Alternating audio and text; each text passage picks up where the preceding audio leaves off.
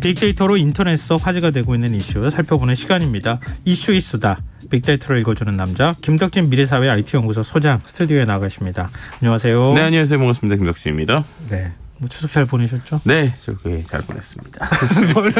왜 뒷얘기가 뭐 이렇게? 실은 잘 보냈는데 이제 오늘 어제 해서 또 이 추석 때 못한 일들을 또 하느라고 잠을 많이 못 잤더니 그러게요. 벌써 일상이구나 이래가지고 좀 마음이 좀 그렇네요. 아까 잠시 저랑 지나가면서 만났는데 네. 밤을 꼴딱 새셨다는 얘기를 제가 들었네요. 네. 자.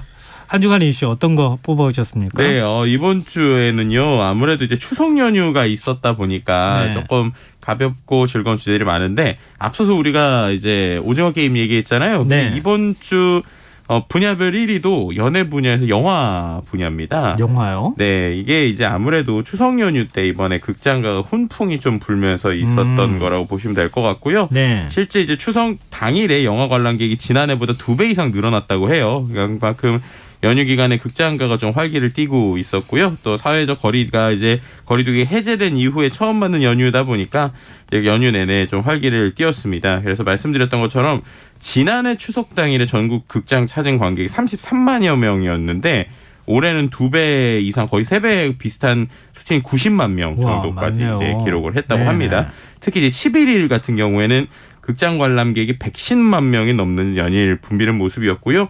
이제 연휴 대목을 겨냥해서 개봉했던 우리나라의 공조2 인터내셔널 이제 관객몰이를 좀 톡톡히 하면서 개봉 첫 주에만 260만 관객 정도를 모았고요.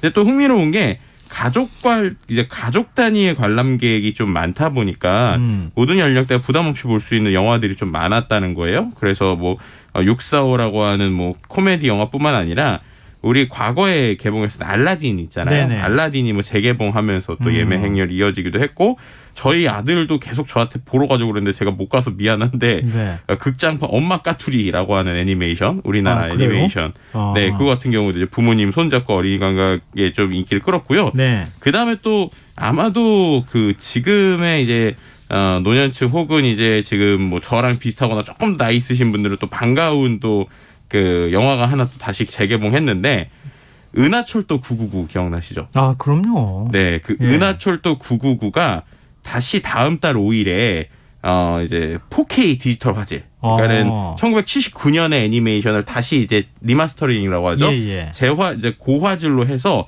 극장에 다시 돌아온다고 합니다.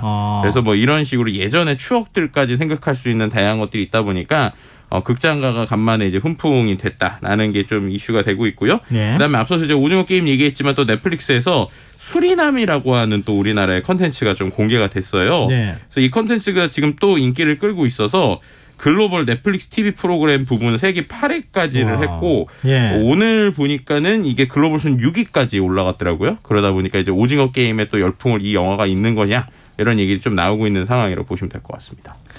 요즘엔 이렇게 OTT에서 뭔가 서비스 시작하기만 해도 우리나라 콘텐츠가 전 세계에서 매뒤다 이런 얘기가 나오네요. 그러니까요. 자, 2위 주제는 어떤 분야에서 나왔습니까? 네, 2위는 생활 분야고요. 키워드는 건강인데요. 이제 아무래도 이 추석 연휴가 있다 보니까 건강에 대한 좀 이야기들 좀 많이 나온 것 같아요. 예를 들면은 추석 연휴에 우리가 모였다가 다시 헤어질 때 귀경객들의 손에 이제 고향에서 챙겨온 음식이나 선물 꾸러미가 있었고 또 이제 손주들과 인사를 하면서 다른 거 필요 없고 아들, 딸, 손주 우리 애들 다 건강했으면 좋겠다라고 하는 이 어떻게 보면 부모님들의 마음들 또 그다음에 코로나 어쨌든 이러한 이제 거리두기가 없는 상황에서 만나다 보니까 이제 추석 이후 또 이제 지금부터 일주일 우리가 건강 관리 좀 잘해야 된다라고 하는 이야기들이 SNS 좀 화제가 되면서 나온 키워드고요. 또 한 가지 키워드가 나왔는데 이게 뭐냐면 코로나19 유행 이후에 초등학생 5명 중 1명이 고혈압인 것으로 이제 확인이 됐다라고 하는 기사가 나온 거예요. 네, 근데 이게 저도 좀 공감이 되는 게 코로나 때 아무래도 이제 집에 있잖아요. 그리고 최근에 이제 배달 음식이나 여러 가지 음식들을 이제 앉아서 이제 계속 먹는 것들이 좀 많아지다 보니까 아무래도 이런 이슈들의 이유가 아닐까라고 하는 것들에 대한 생각이 듭니다. 실제로 초등학교 고학년 4학년에서 6학년 학생 5명 중 1명 또 중학생 6명 중 1명이 고혈압인 것으로 확인이 됐는데 비반 진단받는 학생들은 혈압, 혈당, 콜레스테롤, 간 수치 등 만성 질환의 지표가 나빠진 것으로 지금 드러나고 있습니다.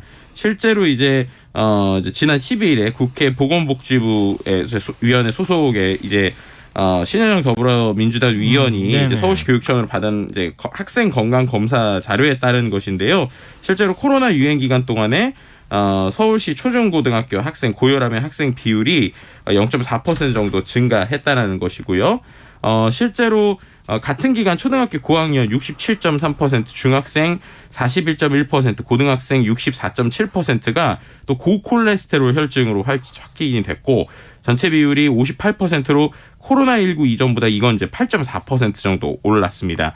특히 이제 비만 고등학생, 초등학교 고학년 고콜레스테롤 혈증 비율이 2년 전보다 각각 24% 또 9% 상승했거든요. 그러니까 결론적으로 말씀드리면 고혈압이라고 나오고 있는 비율도 조금 늘었고 그 외에 또 고혈압의 위험성을 가지고 있는 친구들이 학생들 중에서 확실히 코로나 때 많이 늘어났다라는 것들이 좀 그 이슈가 되고 있는 상황이라고 보시면 될 것 같습니다. 그래서 이상 소견 확인된 학생들 사후 관리나 진료로 연결돼야 되는데 그렇지 못하고 방치되고 있는 부분이 있기 때문에 아이 때부터 좀 건강 잘 챙겨야 된다 이런 얘기들이 좀 나오고 있는 상황이죠. 정기 건강 검진을 시켜줘야 되는 거지.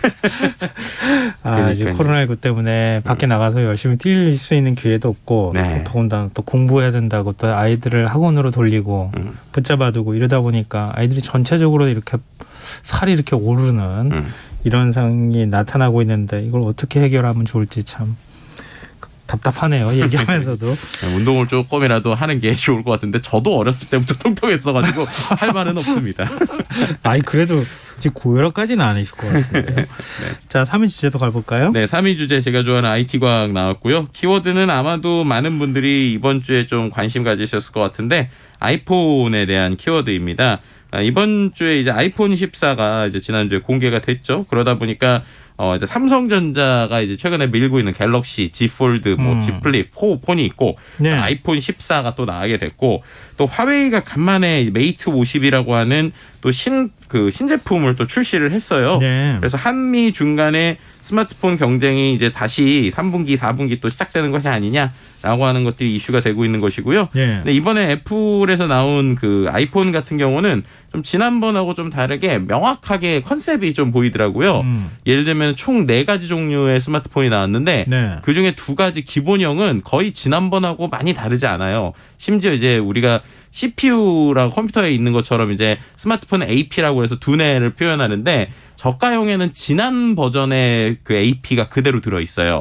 근데 이제 고가형, 이제 프로맥스 같은 경우에는 이번에 신제품이 들어 있거든요. 그러다 보니까는 아이폰 입장에서 기존에 이제 구매하시던 사람들은 이제 좀 더 좋은 버전을 사고 이제 그렇지 않은 사람들은 이제 조금 저렴한 버전을 사라라고 이제 좀 2개로 나눠지고 있는 상황인 것 같은데요. 근데 가격이 너무 비싸져서. 그러니까요. 그 가격 얘기를 안 할 수가 없을 것 같아요. 이게 참 미국에서는 어쨌든 가격을 동결을 했거든요. 그러니까 달러 기준으로 보면 동결가입니다. 그래서 오히려 미국에서는 사람들이 좀 환호하고 있어요. 왜냐하면 한 $100 정도 전체적으로 오를 것으로 예상을 했는데 오히려 가격이 그대로 나와서 가지고 이제 미국에서는 좋아하고 있는 건데 우리나라 가격 같은 경우는 많이 올랐습니다. 환율 때문에. 네. 그런데 이게 또 환율만 얘기할 수 없는 게 환율로만 보면은 좀 다 모든 게 일정한 비율로 올라야 되잖아요. 근데 이게 기계마다 가격 차이가 조금 있어요. 뭐 예를 들면은 제일 조금 오른 게 지난번보다 16만 원 정도 올랐는데 제일 많이 오른 거는 지난 모델보다 33만 원 정도 올랐습니다. 많이 올랐네요. 네, 그래서 이제 이렇게 돼서 가격이 어떻게 되냐면 제일 저렴한 게 125만 원에서 시작하고 가장 비싼 건 250만 원. 그러니까는 거의 뭐 250만 원요? 네네. 1테라바이트의 이제 아이폰 프로 맥스 버전 같은 경우에는 이번에 250만 원으로 지난번보다 33만 원 이제 올랐는데요.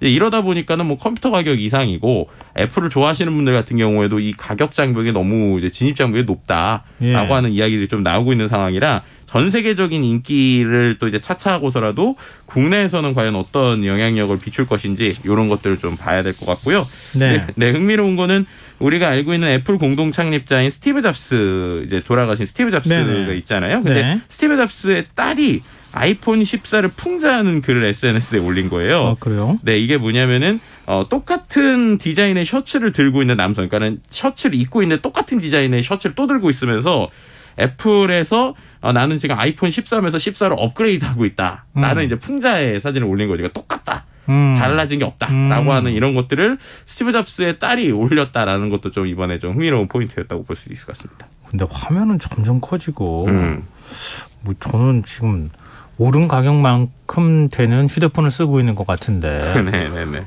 너무 비싸져가지고 이거 어떻게 쓰나 너무 부담스러워진 것 같아요. 네.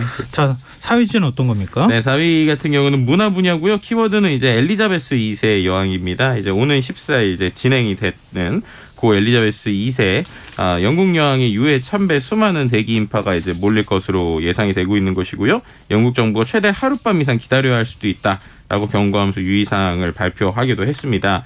여왕의 관이 이제 벨모렐 성을 떠나서 280km 가량 떨어진 에든버러의 홀리우드 궁전으로 운구되는 과정에서 시민들이 벌써 몰려들기 시작을 했다는 것이고요. 실제로 이제 여왕의 유해를 참배하기 위해서는 인당 1개의 소형 가방만 반입되고 또 이제 보안 검사도 이루어질라고 합니다. 네네. 그러면서 이러한 어떻게 보면은 지금 엘리자베스 2세 여왕에 대한 사랑 그리고 이제 워낙 오랫동안의 역사하셨잖아요. 그렇죠. 살아있는 역사. 그러다 보니까 이제 영국에서의 사랑들이 지금 SNS에서 그대로 나오고 있는 그런 키워드들을 볼 수 있을 것 같습니다. 네, 엘리자베스 2세 일생을 숫자로 정리해 주신다고요? 네, 엘리자베스 이제 지난 8일에 서거한 영국 엘리자베스 2세 여왕 70년의 재위 기간 여러 방면의 기록 남겼는데요. 일단은 70년 4개월간 집권했다는 건 영국 역사에서 어떤 군주보다 길었죠. 네. 그리고 이제 이 정도 이제 장기 집권한 군주가 이제 프랑스 루이 14세까지 가야 돼요. 루이 14세가 72년. 그리고 이제 태국의 푸미돈 아준야데 국왕이 70년 4개월이니까 그 정도 급의 엄청난 기록이라고 볼 수 있을 것 같고요. 네. 또 이제 그 외에 볼 수 있는 게 1952년 이후에 100개 이상의 국가를 여행을 했고 영연방 국가 150번 이상 방문하는 기록이 있었습니다. 그 외에 또 이제 53년 11월부터 54년 5월까지 총 168일 동안 13개국을 방문하기도 했고요. 네. 이제 좀 여러 가지 것보다 이제 저는 좀 제일 흥미로웠던 것 게 총리를 이제 얼마나 많이 세웠냐라는 거예요. 15명의 총리였고 첫 번째 총리 윈스턴 처칠. 그러니까 그때서부터 지금까지였으니까 정말 살아있는 역사라고도 볼 수 있을 것 같고요.